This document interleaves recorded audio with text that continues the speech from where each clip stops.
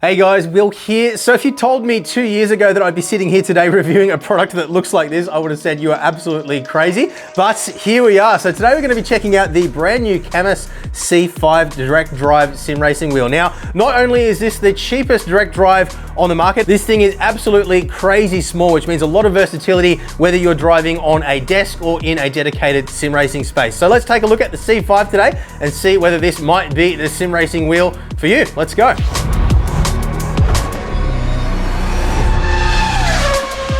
Okay, so before we kick off today, firstly, a big thank you to Micro Center for sponsoring today's video. Now, if you're in the US, you might already be familiar with Micro Center as an absolute mecca when it comes to pretty much anything electronic, from TVs all the way through to PC components. But what you might not know is that they're now also carrying a wide variety and expanding variety of sim racing products, which is really exciting because it means that you do now have the opportunity, if you live in the US near a Micro Center store, to actually look at the products and in some cases even get hands-on with the products before you buy them. So really, really exciting. Now, as an added bonus, new customers can also receive $25 off their order of $100 or more if you register via the link down in the description. And they've also just opened a brand new store in Indianapolis, which if you register online via the link down in the description below, you can redeem a 128 gig flash drive for free when visiting this brand new store. So check them out via the links down in the description below or visit your local store today. Okay, so I wanted to start out today's video just by elaborating a little bit on our, I guess, our relationship with Cammus, because I think this is important for you guys to be very, very clear on. Now, as any of you guys that have watched this channel for a while now would know, we get sent gear to review. It's pretty much exactly the same arrangement with every manufacturer these days. They send us the gear to review. We share our honest and unbiased opinions and observations and experiences with those products, and we then cross-compare with our experience with other products to ultimately try to give you the best representation we possibly can of what's going to provide you guys with the best value for money. So first of all, a big thank you to Cammus for sending this gear across to us for review, as well as the other manufacturers whose gear will be comparing to in today's video. Now, the reason why I wanted to discuss the relationship with Cammus in a little bit more detail here is simply because there was a little bit of strangeness and awkwardness in how this discussion kind of got underway to begin with. So they reached out to us the better part of a year ago now to check out their 15 Newton meter wheelbase. And at the time, it was very obvious that what they were looking for was more promotion rather than review. So they were offering us all kinds of incentives, and they were saying things like, we really want you guys to help us dominate the sim racing space, and just language like that, which is uncommon in the sim racing space. I know it's pretty common in the wider tech space, but when it comes to sim racing gear, most manufacturers are very much, hey, we've got this new piece of equipment, we want you guys to check it out and share your experience, and it's pretty much as simple as that. But yeah, in the case of Cammus, it did come from a bit of a strange direction. Now, I pushed back on them very hard and said, look, that's not what we do. We don't promote products, we review them, we share the experiences with our audience, and it's as simple as that. And look, they were happy with that. When I pushed back on them and said, look, we're happy to review the gear, please do send it to us, but we're going to be sharing our honest and unbiased experiences. So the reason I'm telling you all this is simply because despite what you might see elsewhere on the internet, we're following the exact same process as we always do here at Boosted Media in how we're looking at and reviewing this product today. So I just wanted to share that with you before we kick off. But let's kick off now and start off by talking about pricing. So this thing is absolutely ridiculously cheap for a direct drive wheelbase. Comes in at $249 US for the wheel and the integrated base with these two little arms, which do actually line up with standard Fanatec mounts. So this is the same bolt pattern as you get with a rig, which is compatible with a DD1 and a DD2, for example. So you can simply lower the wheel down onto whatever wheel deck you have, screw through into the tapped threads on the arms here, and you're good to go. It's pretty crazy. Now, if you need pedals as well, this is available as a bundle. These guys are gonna set you back an extra $50 US, so that takes the price up to $299 US. And then if you need to mount to a table, you have the option of this mounting bracket, which is actually really well designed again for the price they're asking. So this comes in at $29 US, comes with the integrated table clamps, as well as this mounting bracket, which allows you to pivot the wheelbase at the back here. And by default, this angles the wheel at 10 degrees and can be lowered by 6 degrees up and down. So you can go -6 or +6 degrees, which gives you plenty of versatility. There's no reason why anybody would need to go any more than that for a table mount. And on a rig, generally, you've got even more adjustability there. So absolutely fine. Now, one thing you might notice is that there's actually a little blower fan in there as well. The fan actually comes with the wheel and wheelbase, not as part of this assembly, but there isn't actually any way to mount this on those supplied brackets. You do actually have to mount this in to the bracket that comes with the table clamp. So it's a bit of a strange arrangement. I did try running the bass with and without the fan. It did get a little bit warm without the fan, but even at 100% force feedback, I didn't actually have any problems with overheating or fading force feedback, even without that fan. So that was a good thing to note. So you're looking at $328 for the wheel, the pedals, and the mount, and that comes in about $50 cheaper than the typical Amazon pricing for a Logitech G923. $75 cheaper than Fanatec's current ready-to-race CSL DD bundle pricing, which comes with pedals but without a table clamp. So you will need to pay extra for the table clamp if you need it for that particular bundle, and about $170 cheaper than the Moza R5 bundle, which previously was the best value direct drive wheelbase on the market. So there's been a lot of movement, a lot of price wars going on in the market at the moment, which is great for consumers. Hopefully it doesn't stifle innovation though. That is one thing that I'm a little bit worried about when we get into a race to the bottom like what we're seeing at the moment. It can stall innovation a little bit. So that might be a subject to explore in another video. But for now, at least, we've got a very, very aggressively priced direct drive sim racing package, which actually comes in cheaper than a Logitech G923, which I think is absolutely amazing. Now, one very important thing to understand here as well is that this package is only PC compatible. Now, there are some aftermarket adapters available which do claim to make pretty much any wheel and wheelbase compatible with consoles. That is an aftermarket, non-licensed type of product. So there's never any guarantees that that's going to work long term. There's always the, I guess, the chance that a software update for both Xbox and PlayStation could break that compatibility. So if you are wanting something specifically for console use, then I would definitely be recommending that you look at alternatives rather than chancing it with a product like this and a third-party adapter. So I'm going to set the pedals just off to the side for now, and let's focus in on the wheel. So the first thing that I noticed here when I took this out of the box was, honestly, I was absolutely blown away by the visual presentation and the build quality. It is a pleather material, so it's not real genuine leather like what you get with the Logitech G923, at least I believe. They've always said genuine leather in their marketing. It smells like genuine leather to me, but some people claim that it isn't. So you guys can fight amongst yourselves in the comments on that. But this is definitely a non-genuine leather material. But you can see really nice high quality stitching throughout. Definitely reminiscent of the kind of quality you get with a G923 in terms of the stitching. You can see this beautifully machined front face on the wheel. A carbon fiber like fascia here too. I'm not sure whether that is some sort of a vinyl application or whether it's genuine carbon fiber. The way it's actually beveled on the edge of the 7-segment display here makes it look like it is genuine carbon fiber, but they get pretty, they're getting pretty darn good with wraps these days as well. So I wouldn't want to claim it, but either way, it looks really well presented and it's got that depth that you get in a genuine carbon fiber look, unlike what we saw with the Moza KS wheel a couple of days ago when we reviewed that, which you can tell is plastic just by looking at it. So straight away, despite its subjectively rather striking appearance, it actually does scream very, very high build quality for something of this price, which I was very surprised by. The buttons themselves have a good feel to them as well, a good tactile solid click there, a little bit of rocking from side to side, a little bit of movement there, not a lot of squish to the buttons, so they are quite snappy, but no issues at all in terms of responsiveness. All the buttons feel pretty consistent in feel between them as well. There's no weirdness with regards to that. And then in addition to the 20 push buttons, we also have 3 rotary encoders here, which again have a rather nice feel to them, a nice click in each position. Now the caps on these rotary encoders actually do feel cold to the touch, so I'm not 100% certain if they're aluminium or not. It's fooled me a couple of times in the past. It may be a kind of Delrin plastic, but if I had to call it, I would say that these are aluminium. But either way, they feel really nice and high quality, good, firm, solid detents, and a nice click into each position. They don't have push button functionality, unfortunately, but for what they are, they function really, really nicely. And after having a closer look, it actually seems like the button caps themselves are aluminium as well. So again, pretty surprising for the price. Now you'll also notice on the face of the wheel, a 3-digit 7-segment display, which displays speed, as well as a 10 LED RPM strip. Now at this point in time, there's no control over these in the software, but that's something we hopefully will have more control over in the future. 280mm diameter here with a D-shaped bottom. Now I am disappointed that it has this D shape. I know a lot of people do like that, but in terms of versatility, something like you get with the P1 wheel from Fanatec in their CSL DD bundle is a lot more versatile. This was a complaint I have with the G923 as well.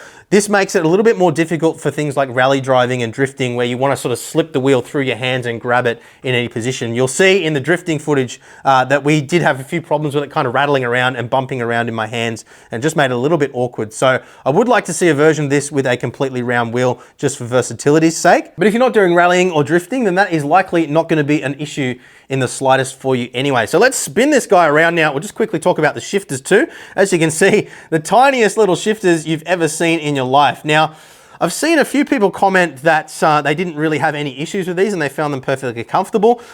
For me, I don't have the biggest hands in the world, but I do have quite long fingers, and I do find them just a little bit awkward. I'd like to see them a little bit further back and maybe a little bit further out. I do kind of have to wrap my hands around the wheel a little bit to activate them, but it's certainly something that's manageable. It's certainly something that you get used to, and they have quite a solid kind of little snap to them.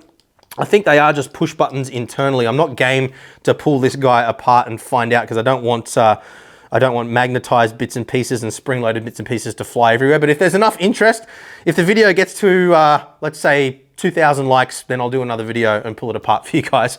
But there's certainly not an excessive amount of flex in those shifters. And yeah, I think for what they are, they serve the purpose pretty well. But certainly I would say not a particularly remarkable design, and a bit of a strange choice there. Yeah, you can see if I hold the wheel naturally, I kind of want the shifters to be about there. Yeah. It's going to vary depending on your hand shape. But then the really interesting part here, and I'm sure what you're most curious about, is how this motor works. So there's not a whole lot of information provided by Cammus on exactly how this motor works, but I believe what we have here is a PMSM, or permanent magnet synchronous motor design, which basically means that you've got the core assembly of the motor and all the electronics inside the housing here, and then the entire rim itself actually rotates around that assembly. Now you can see, interestingly, some little grub screws around the outside here. And when we look at the software a little bit later on, you'll see there is actually the option to select a universal wheel, or potentially some other wheels as well. It actually detects the base and the wheel as two separate modules inside the software. So I can't guarantee that we won't ever see any other wheel options for it. Maybe it would be as simple as the magnet assembly actually being part of the wheel, and you can actually swap that out from the base later on. But that's something that we'll definitely keep an eye on.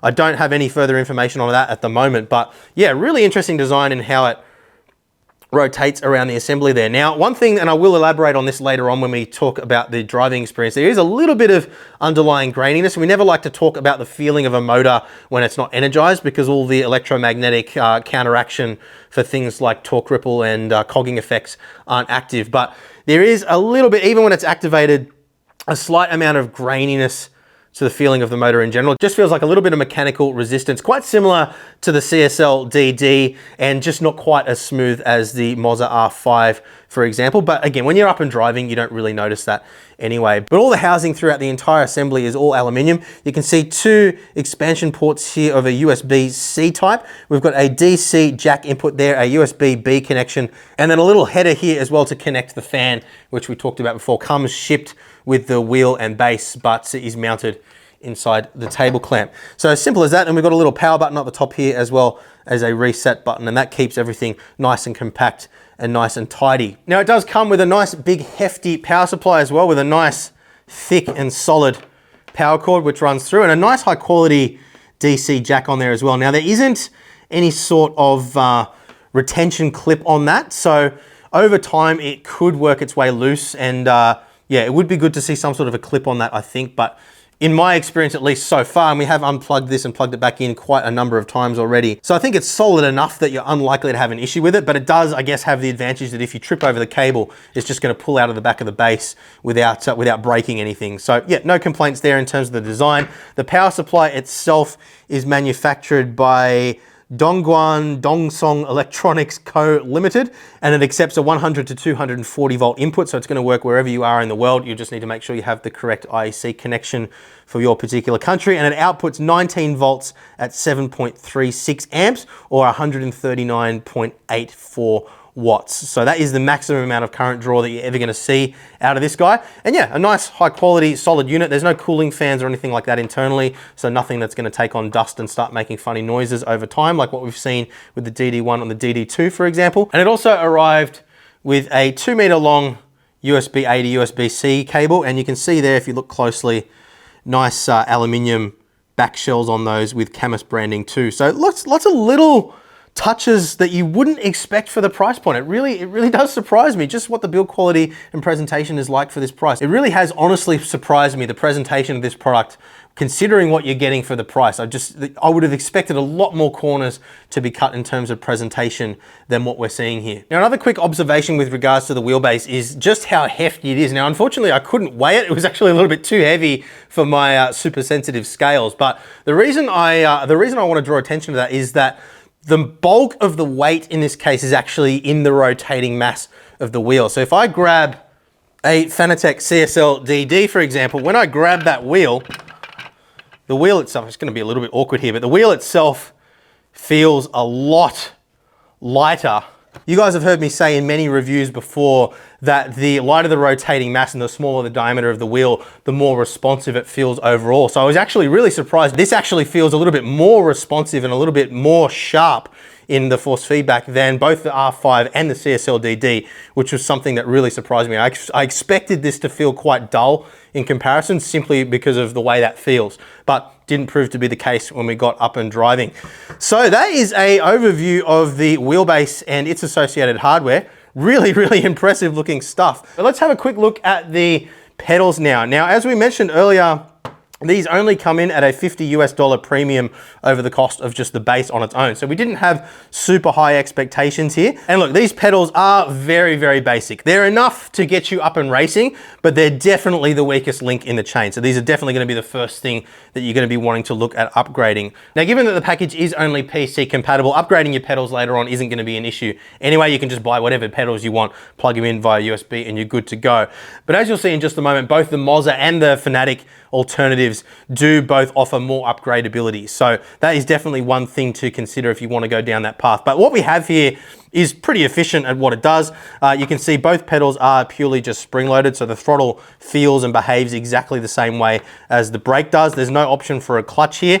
And both of these are using a Hall effect sensor. So there's a little cam inside the pedal shaft, and that just has a little tiny magnet in it. There's a Hall effect sensor in the little control module here, and that simply measures the proximity of that magnet, and that is what's relayed as a pedal position inside the game. So it's not a load-based system like what you get with a load cell. It's not a pressure-based system. It's purely just a position-based system. Now, the issue that I have with these kinds of designs is that there's really nothing there to offer any resistance. So you don't really establish a good muscle memory for threshold and trail braking. It's literally kind of just based off the position of your ankle. Now, you can learn to drive with it, and to give you the example here, I came from driving my daily driver rig, which has the SimuCube active pedals on it at the moment, and those things are that's actually a $6,000 set of pedals compared to a $50 set of pedals here.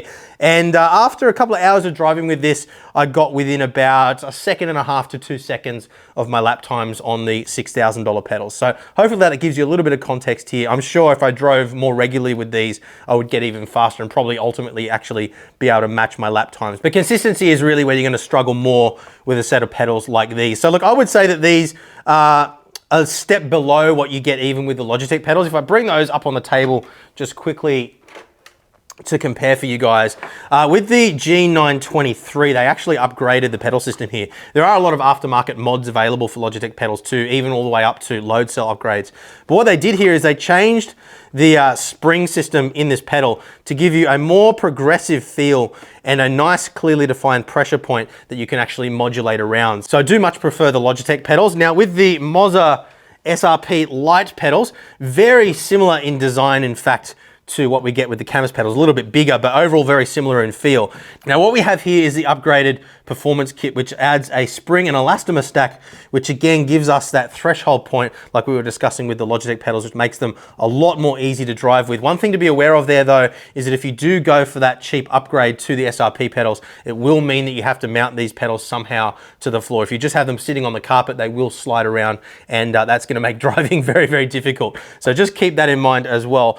Now, if you have a quick look at the Fanatec CSL pedals, by comparison too. You can see these are slightly higher quality in terms of their presentation. You can see the nice pearl finish here. They are plastic pads, but there are upgrade kits available if you want to go across to brushed aluminium. I actually personally don't have any issues with these pads at all. I think they drive absolutely fine, but very similar in overall design. You can see over here on the brake pedal, we have a foam insert, which again gives us that threshold point which we can modulate around a little bit more of a progressive feel in the pedal. Now, with the Fanatec ecosystem, not only do we have a lot more upgradability in terms of other pedals which you can buy, so you've got the CSL Elite V2 pedals, which I think are absolutely fantastic value for money, but we also have the option for a load cell upgrade for these pedals. So what you do is you buy a new load cell brake, and then the existing brake, so this guy here then becomes the clutch. You remove this guy out of it and it becomes a perfectly functioning clutch pedal. You can also buy a clutch add-on for this as well if you want to just retain the cheaper brake, and that's a relatively cheap upgrade. I'll put some links down below for you to check out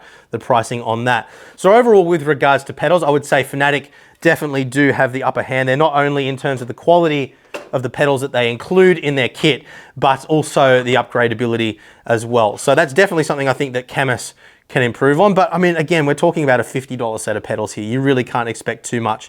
And it is enough, it is sufficient to get you up and driving. And because console compatibility isn't in the question here anyway, it is something that you can easily just upgrade and go to a different brand if you want to. So I'm glad that they have a cheap option available here. And I'm glad to see that they haven't skimped on the quality of the wheelbase, and they do actually offer this as a standalone. My recommendation would be, if you can afford it and you want to go with this wheelbase, maybe look at something like the Fanatec CSL Elite V2 pedals rather than these if you can stretch the budget that far. Now, another very important consideration here, if you're looking at this in comparison with a Logitech cog-driven system, is just how quiet this is in comparison. Anybody that's owned a Logitech wheelbase, a cog-driven wheelbase, I should say, would know that they can be very, very loud. You get a lot of chattering gear noise inside the assembly, and it can be loud enough that if you've got somebody trying to sleep or study in a room next to you, it can be a deal breaker. They can tell you to shut up and turn the rig off, and that is your racing done for the day. By comparison, with this guy, literally all you have is just the slight whir of the motor in the background. It's also worth noting that these are actually the quietest shifters that I've ever used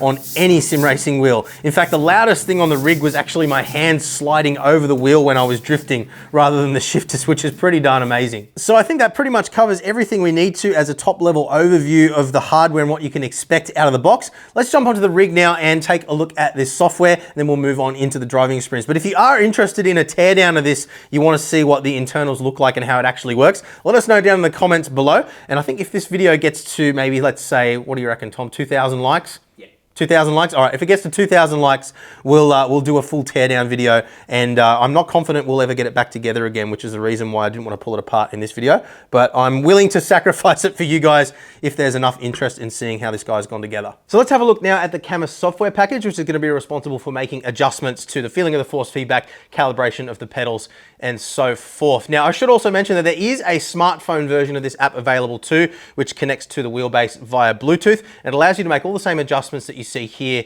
in terms of parameters of the wheelbase. So that's really handy. Allows you to make adjustments on the fly without having to Alt-Tab out of your game, which is a very, very convenient thing. So on the main screen here, you can see we've got the pedals detected via USB. We've got the base and the wheel. Now, it's interesting that it detects these as two separate items, and you can see how it's kind of highlighted each section. Maybe we will see some other wheel options available for this base later on that have the magnetic ring actually built into the wheel. I don't know.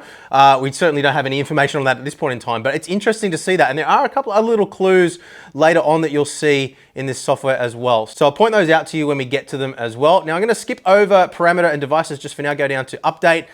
This allows you to open the firmware update manager, and you can see here it lists all the devices which they sell, and it allows you to just quickly click on either beta or release firmware updates. We're on the latest software version already, and you can also choose whether you want to have beta firmware updates available or just stick to release firmware, so you can turn that off. If you want to manually flash the firmware as well, say for example you want to go flash backwards, or you want to flash some update that's been posted on a Discord or something like that, some sort of private channel, then you can do that through the manual update process as well. And you can see here I do have the option to actually flash those pedals with a manual firmware version should I wish to do so. So we're going to go back up to devices now, and you can see here this just lists the devices that are connected to your PC from the Cammus brand. So on pedals, very, very simple. You can see here a bar for our throttle and our brake pedal, remembering again that there's no mechanical resistance in the pedal. There's no threshold point or anything like that to calibrate. So it's literally just a set maximum and set minimum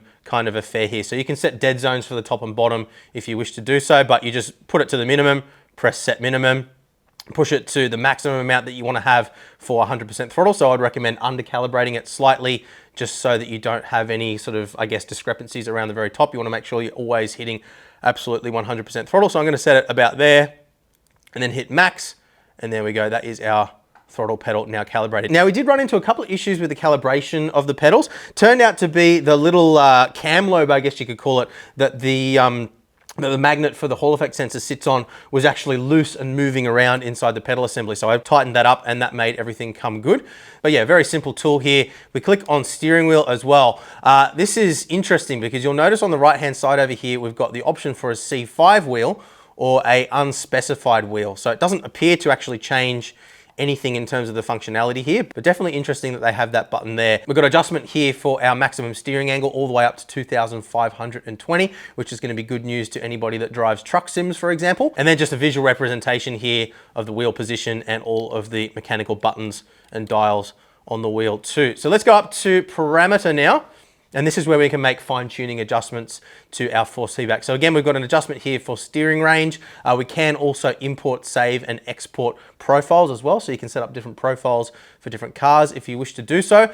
And then the rest of this is all pretty straightforward, which is a good thing because I did find that the overall quality of the force feedback was actually very good with this wheel.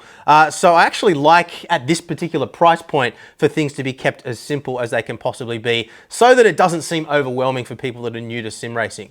So we've got a basic adjustment here for our overall power level. That's simply just going to stipulate the dynamic range that's available on the base. So at 100%, you've got that full 5 Newton meters of peak force. If you wind it down, it's going to be less than that, obviously.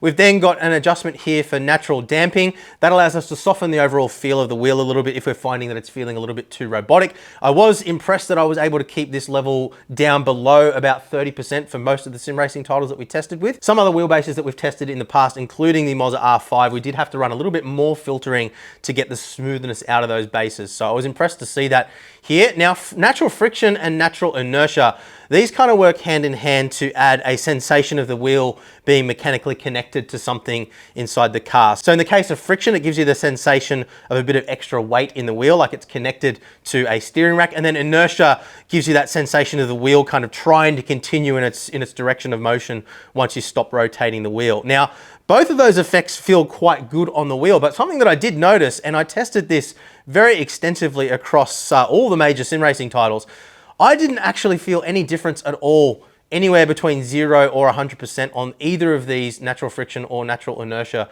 adjustments. Now, everything else that you adjust here, you feel the effect of it immediately. So if I crank up that natural damping and I've got a game running, I can immediately feel the effect of that change. Likewise with the idle spring adjustment down here as well, which is just for games that don't return the wheel to center using their own force feedback effects. If I put the wheel around 180 degrees with that on 0, you can see it does nothing. If I crank that up to 100%, you can see the wheel is going to return back to center. But yeah, natural inertia and natural friction, I don't feel any difference whether or not I'm running a sim, regardless of the sim title I'm running. So I'm not sure exactly what's going on there. But look, I didn't feel like I needed to introduce either of those filters really anyway. The wheel felt quite good as it was. So not sure exactly what's going on there. But if we scroll down now to game effects, these are basically filters which take effect on the data as it's coming out of the sim rather than a filter that runs over the top of the data coming out of the sim. So under all the scenarios that we tested, I was perfectly happy just leaving these with their default settings. If you do find that things like road textures and ripple strips, things like that are a little bit too powerful, you can crank down the CF filter. Likewise, if you're finding that they're a little bit too weak, which I don't think will be the case, you can crank that up. And that's just going to amplify those kinds of effects. But for a baseline, I would say just leave these all set to 50 and the effect intensity set to 100%. Obviously, make sure you're not getting any clipping inside the game and you should be pretty well set to go. So it's as simple as that for the software, guys. I think it's relatively clean and effective, certainly not obnoxious to look at or anything like that. And it seems to get the job done just fine without any unnecessary complexity. So let's move on. So onto the driving experience and comparisons between all of these options. I'm gonna have some cheat notes in my hand here just because we tested so many things over the last 2 weeks. I wanna make sure I don't miss anything for you guys. So we tested the C5 wheel and Cammus pedals across a variety of different sim racing and simcade titles, along with all the other wheelbases you see here as well. We basically went through and tested everything pretty much from scratch here. And look, I was actually really impressed with the experience overall driving with this wheel. Didn't have any major compatibility issues at all to speak of. Everything just kind of worked straight out of the box. Dirt Rally 2 was a bit of a problem. We weren't able to get that up and running. That always does require some tweaking with the INO files to get any new wheelbase up and running. I just wasn't able to find any settings that worked for this wheel yet. So I wouldn't be too concerned about that. I'm sure it'll get sorted out relatively quickly. Now, one of the things I always look for when I'm testing out any new wheelbase is consistency between sim racing titles too. If you're driving, say, a GT3 car in ACC, and then you want to jump in and drive the same type of car in iRacing, you don't want them to feel fundamentally different from each other. Now, of course, there's always going to be subtle differences and nuances between the different sim racing titles. That's not really what I'm talking about here. I'm talking about the car feeling fundamentally completely different to drive with. Now, that's always been a strength with the Fanatec ecosystem, and I'm happy to report that with the C5, it was a very consistent driving experience across the range as well. So that was another point that I was really impressed with. Another thing that really impressed me too was just how well the table clamp works. Minimal flex, and obviously you'll see a little bit of flex in some of this footage here in terms of the table itself moving. I wanted to sort of try and keep the experience as realistic as I possibly could and use this under the same kind of conditions that most people that are in this kind of price point would be using it. But we did also put it on our main test rig as well, just to test how rigid things were. And yeah, absolutely nothing to complain about in terms of flex or wobble. It was probably actually a little bit more sturdy than any of the other bases that we tested. So really impressed with that solution as well. And another really cool thing with regards to that, and we touched on this earlier as well, was the ability to get the screen right up and close behind the wheel. Now, particularly if you're using your main workstation for sim racing and you wanting to clamp the wheel onto the desk, it means you're able to get your monitor up really nice and close, and it does make for a more immersive experience overall than having to have your monitor set back on the table, particularly if you're running with a relatively small monitor. You can get things more in proportion in general, and that alone I think is enough reason to actually consider this over some other options, simply just because of the versatility in terms of mounting and that immersive experience. So now that we've established that this thing does have very good quality force feedback, let's dive in now and unpack the comparison with some of these other bases in a bit more detail. So first of all, to get it out of the way, this is absolutely leagues ahead of the G923, pretty much in every regard other than just the feeling of the brake pedal. Now, True Force does add a little bit more in terms of texture in the games that support it, but as we discussed in our G923 review, it does tend to feel just like noise over the top of the game rather than something that's actually useful or conducive to driving faster and more consistently. And although the brake on the G923 is superior in my opinion, overall the driving experiences just don't compare at all. The Logitech cog-driven wheelbases simply feel like toys in comparison to the C5. So assuming that you're going to be driving on a PC and the quality of force feedback is the most important thing to you, then I would absolutely recommend the C5 over any of the other Logitech cog-driven wheelbases. Now, drilling into the characteristics of the force feedback, a couple of little observations here which I think are important. There is a very slight underlying kind of grainy feel in the wheelbase, and you can feel it even just when the thing's not turned on. Now, it's never a good idea to compare the feel between different wheels when they're not energized, because the electromagnetic systems that counteract things like torque ripple and cogging, things like that, aren't active when it's not powered up. But you can feel a slight mechanical graininess, which is consistent when the thing's powered up or powered down.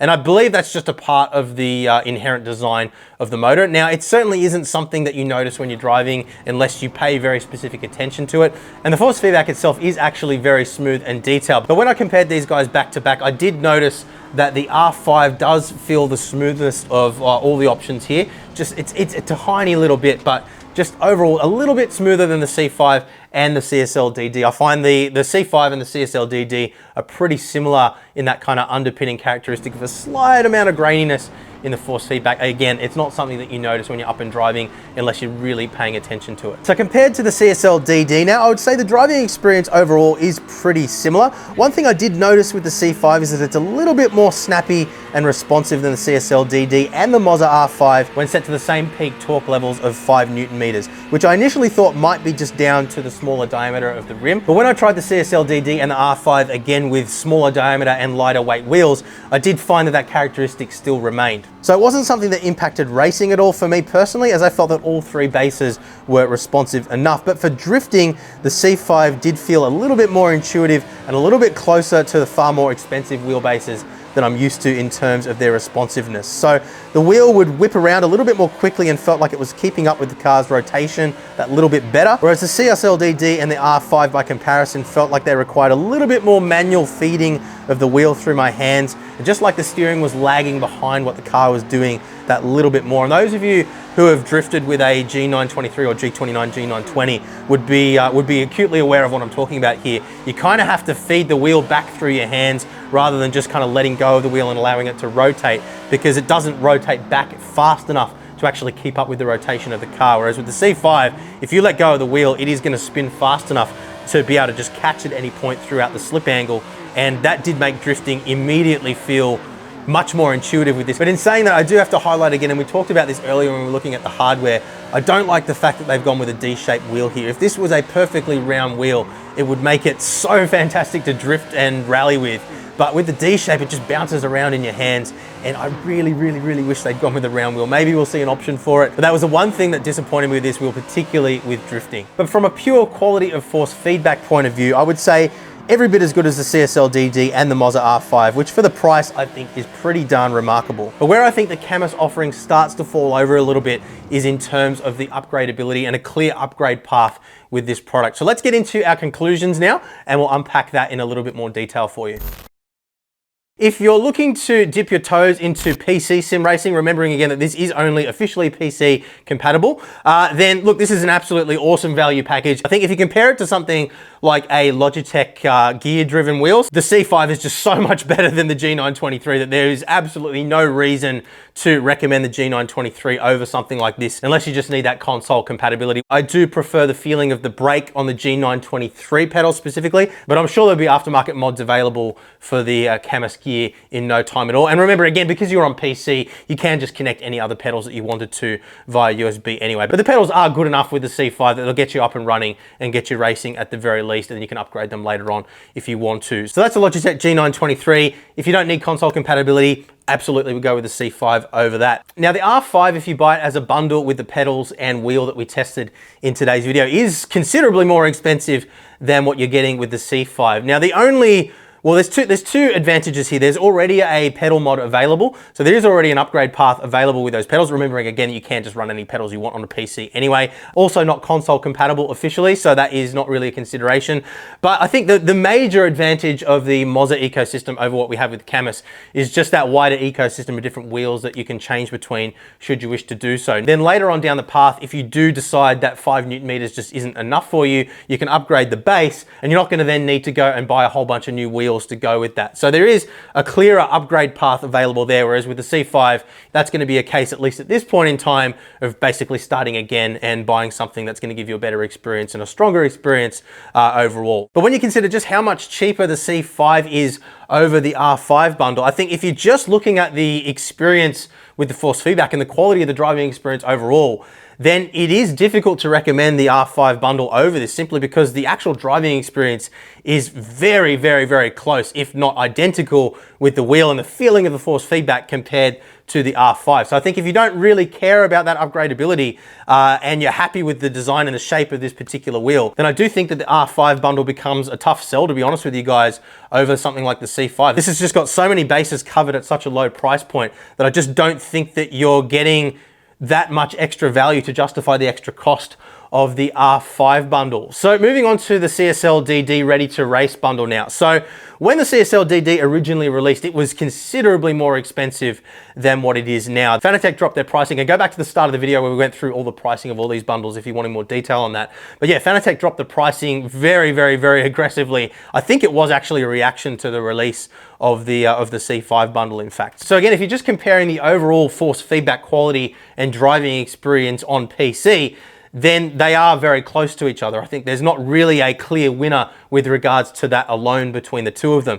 But what I would say in this scenario is that Fanatec do have a couple of important things going for them when it comes to upgradability and the wider ecosystem. So with Fanatec, you've got a wide selection of wheels. Once again, even more wheels available than you have with Moza. Now, Fanatec wheels in general are quite expensive relative to the cost of the bundle, but there are a couple of really good value options there. One that stands out in particular is the CSL Elite V2 McLaren GT3 wheel, for example. But perhaps more importantly, with the CSL DD package, you also have the option to upgrade to 8 Newton meters of peak force if you buy their boost pack, which is quite expensive for a power supply, but 8 Newton meters of peak force is a significant step up from the 5 Newton meters you get by default, and it does transform the overall driving experience to the extent where I would say there will be a large percentage of people, more casual sim racers, that would probably never actually feel the need to upgrade the base again. They'd probably find that 8 Newton meters is perfectly enough and strong enough for them. Now, I always say that the sweet spot is somewhere between about 12 and 14 Newton meters.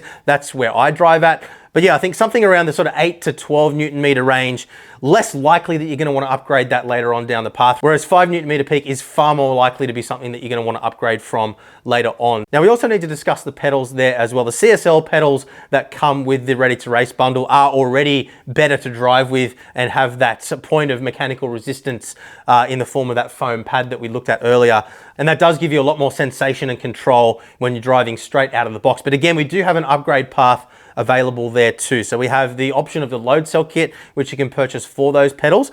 We have the option of the additional clutch too, if you wanted to go down that path. Or if you buy the load cell kit, the original brake actually becomes the clutch, so you don't have to pay for a clutch as well. We also do have the option to retain that Xbox compatibility with the CSL bundle if you're upgrading the pedals to something like the CSL Elite V2 pedals, which I actually think are the best value for money sim racing pedals on the market, or even go up to something like the V3 pedals with the performance kit if you wish to do that. So again, there's just more options in the ecosystem. There are more opportunities to upgrade without having to sort of start from scratch. So for me at least, I think when you factor in all of those considerations, I do think that the CSL DD Ready to Race bundle is better value overall than what you're getting with the C5. But if the C5 is as far as you can stretch your budget, I think you're going to be absolutely, honestly blown away with the quality of the driving experience. The force feedback on this thing is absolutely exceptionally amazing for this kind of price point. And honestly, I'm amazed to even be sitting here talking about something that feels this good at this kind of price. The market in this particular sector has just heated up so much with these aggressive price drops and all these new products that have been coming out over the last 6 to 12 months that it really is mind-blowing. So if this is the best that you can afford, absolutely go ahead and buy it. You're going to absolutely love it, and you certainly aren't going to be disappointed. But if you can stretch that budget a little bit more and you think you're likely to go down the rabbit hole of sim racing and want to get a lot of extra accessories and bits and pieces like that, then I do think that the CSL DD Ready to Race bundle is a better value option overall. So what a time to be a sim racer, I guess, is the takeaway here. I'm just blown away with the options that we have these days at this low price point. So I really hope that today's video has helped you out. Please do leave a thumbs up. Consider subscribing to the channel if you aren't already, so you don't miss out on future videos like this one. And if you do decide you want to pick up any of the things that we've talked about today, we do have some affiliate links down in the description below. Those are an awesome way of helping support our work at Boosted Media at no additional cost to you guys if you find what we do here valuable, and we really do appreciate your support there. So thanks very much for watching, guys, and I will see you again very soon. Bye.